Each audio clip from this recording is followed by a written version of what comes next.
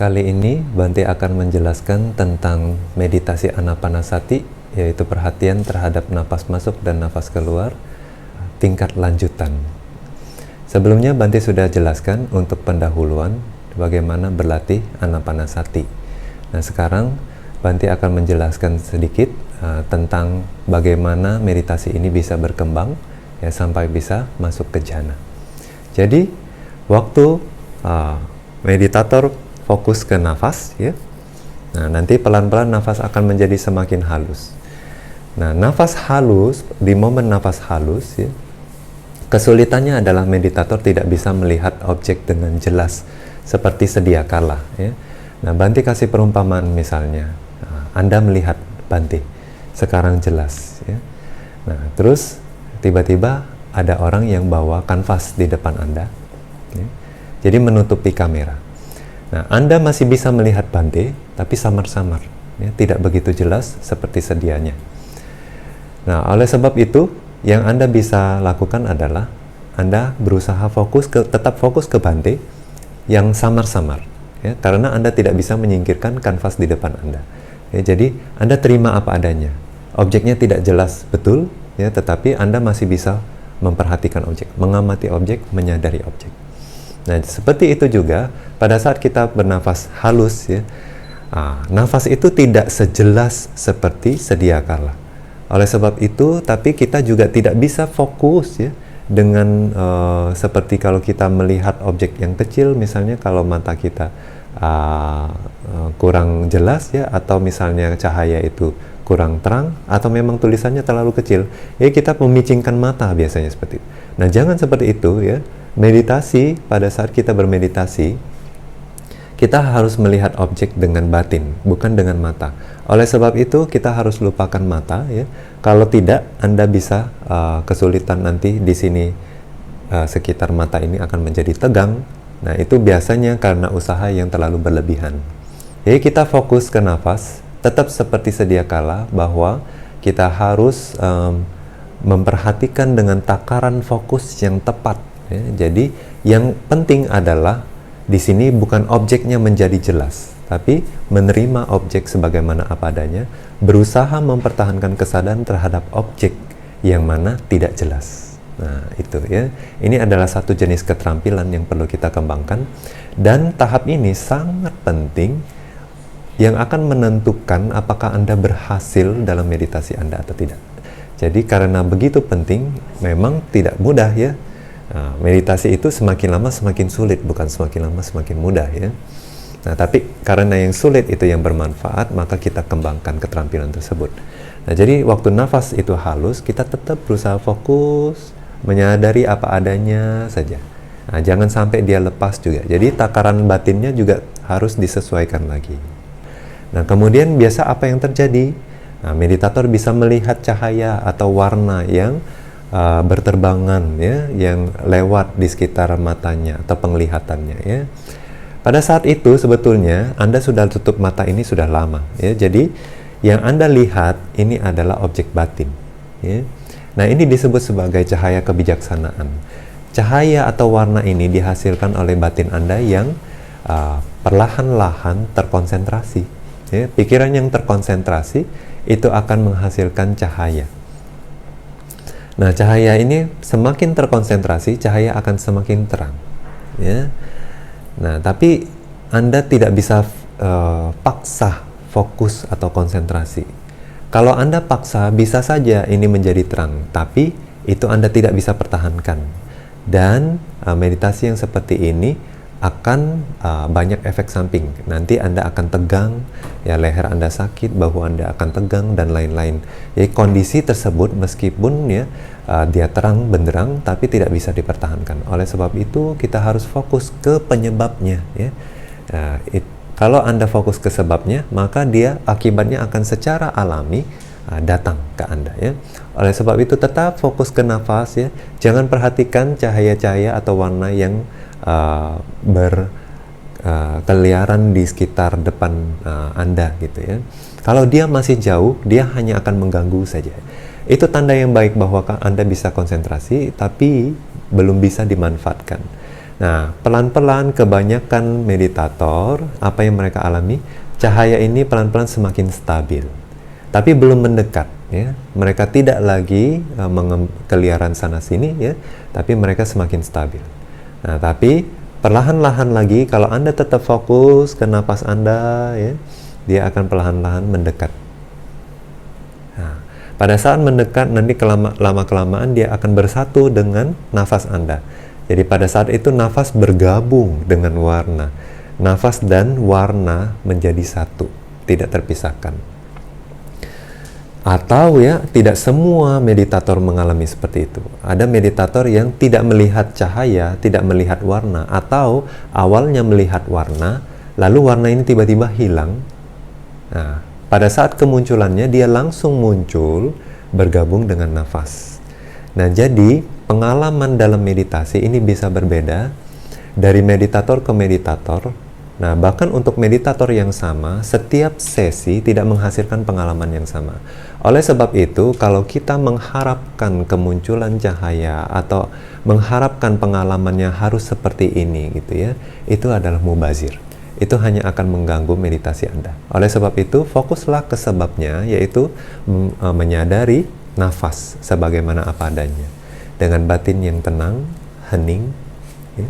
Setiap kali pikiran mengembara, harus cepat kembali mengingat objek meditasi Anda, ya, secepat mungkin. Nah, kalau demikian Anda bisa lakukan, pelan-pelan konsentrasi akan terjadi dan cahaya itu akan otomatis muncul dan bergabung dengan nafas Anda. Nah, pada saat nafas dan warna atau cahaya tersebut bergabung, ya, biasanya dia tidak stabil. Awal kemunculannya dia tidak stabil, tapi lama-kelamaan kalau Anda tetap fokus ke nafas Anda, ya, tidak mempedulikan dia lama-lama akan stabil dan terus di sana untuk waktu yang lebih lama. Nah, kalau dia stabil, Anda bisa tunggu 5 menit. Dalam arti menunggu itu bukan bengong, ya. Anda tetap fokus ke nafas Anda. Ya, tetap fokus nafas Anda meskipun dia sudah menjadi warna, ya, seperti ada beberapa meditator merasa nafasnya jadi kayak bergerak gitu ya, yang tadinya tidak melihat nafas jadinya seolah-olah melihat nafas, ya, yang bergerak masuk keluar. Nah, tapi jangan ikutin dia masuk ke dalam atau keluar dari tubuh kita, tetap kita fokus di tempat yang sama, jangan pindah. Oke, nafas masuk keluar, nafas masuk keluar. Nah, kalau dia stabil gitu ya, penggabungannya stabil selama 5 menit, 10 menit, nah Anda bisa lupakan nafas dan sekarang fokus ke yang kita kasih nama nimitta. Buddha sebut ini sebagai anapana nimitta. Nah, pada saat pertama awal kemunculannya, nimitta ini mungkin buram, ya. Nah, kalau buram, itu juga bisa Anda fokus, ya. Nah, ini disebut sebagai parikama nimitta. Jadi di tahap ini dia masih buram. Jadi waktu kita fokus ke dia, nggak masalah. Yang penting dia jangan hilang. Kalau dia tidak hilang, kita hanya sadari saja. Nah, sebetulnya karena dia di sini, jadi kita bukan berarti memindahkan perhatian kita ke tempat lain, ya. Sebetulnya kita hanya tadinya fokus ke nafas, karena nafas sekarang sudah berwarna, seolah-olah jadi tampak gitu ya. Jadi kita hanya memindahkan kesadaran kita, sekarang kita perhatiin nafas yang sudah berwarna tersebut gitu ya. Nah, kalau dia berubah warna, kalau dia berubah bentuk gitu ya, nah kita jangan perhatiin. Selama kita masih fokus di tempat yang sama, ya, kita jangan perhatikan perubahan bentuknya, ya.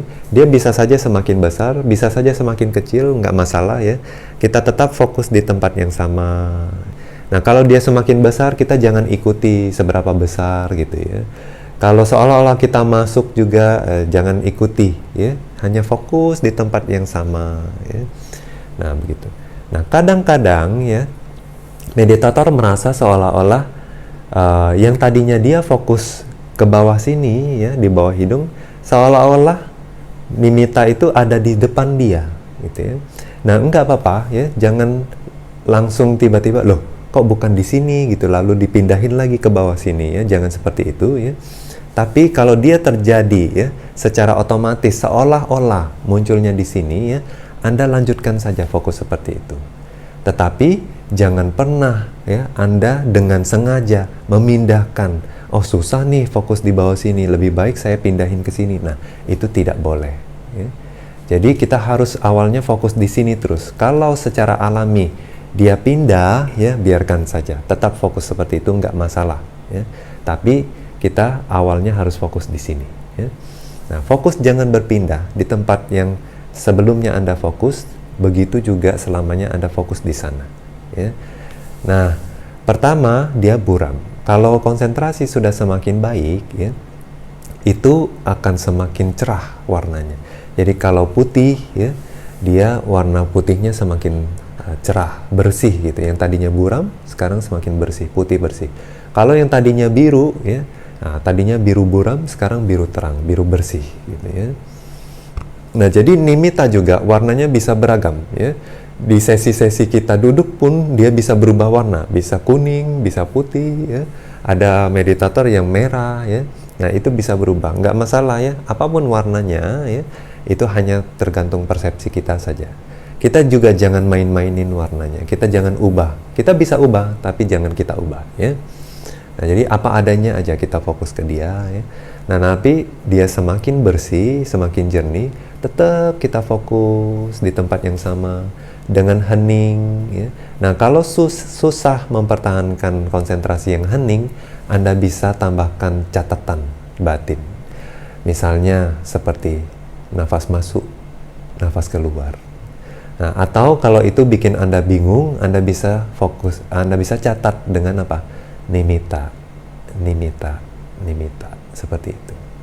Nah, kalau batinnya sudah bisa hening, diam di objek ya, Anda tinggalkan catatan itu, Anda hanya fokus atau sadari objek dengan hening. Ini akan lebih sulit dari mempertahankan nafas ya, karena pikiran itu hanya punya satu objek. Kalau nafas, nafas masuk satu objek, nafas dua, nafas keluar itu satu objek. Jadi karena objeknya selalu berubah ya, lebih dinamis gitu. Pikiran kita lebih mudah fokus sesuatu yang dinamis.